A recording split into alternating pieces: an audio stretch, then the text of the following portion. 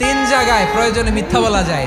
এক নাম্বার, আপনার ওয়াইফকে খুশি করার জন্য, সে একটু এরকম না বলে একটু কৌশল করে বললে খুশি হবে, ওটা বলা যায়। দুই নাম্বার, জীবন মরণের ব্যাপার, জান বাঁচানোর জন্য একটু কৌশল করে ঘুরিয়ে বললেন, এটা জায়েজ। তিন নাম্বার, দুইজন ঝগড়া লাগছে, তাদেরকে মিলিয়ে দেওয়ার জন্য কৌশল করে একটু মিথ্যা বলা, ঘুরিয়ে বলা যায়। দুইজনের মধ্যে দেখলেন যে সম্পর্ক খারাপ, একজনরে বললেন, ভাই সে তো ওই দিন আপনার ব্যাপারে অনেক প্রশংসা। কি আমার ব্যাপারে প্রশংসা? কি বললো? এই বললো আপনি নাকি এই করছেন ওই করছেন, অনেক প্রশংসা। লোকটার মন খুশি হয়ে যাবে তার ব্যাপারে, ঠিক কিনা? আবার তার সাথে যার ঝগড়া, ওরে যে বলুন, ভাই ওই দিন তো সে আপনার অনেক অ্যাপ্রিসিয়েশন করলো, অনেক, সে তো অবাক। কি বলে কি? এই যে দুইজনের ব্যাপারে দুইজনের একটু ভালো ভালো কথা বলে দিচ্ছেন, একদিন দেখবেন রাস্তা দিয়ে হাঁটার সময় একে অপরকে সালাম দিয়ে ফেলছে, সালাম দিয়ে বুকে জড়ায় ধরছে, আছে না নাই?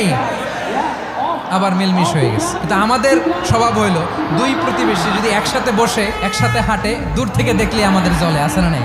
ঘটনা কি? এই দুইটার মধ্যে এত মিল কেন? এই দুইটার মধ্যে গিরিঙ্গি লাগানো যায় কিভাবে? আল্লাহর কাছে তওবা করো। এই মানসিকতার জন্য আমরা মিলিয়ে দিই।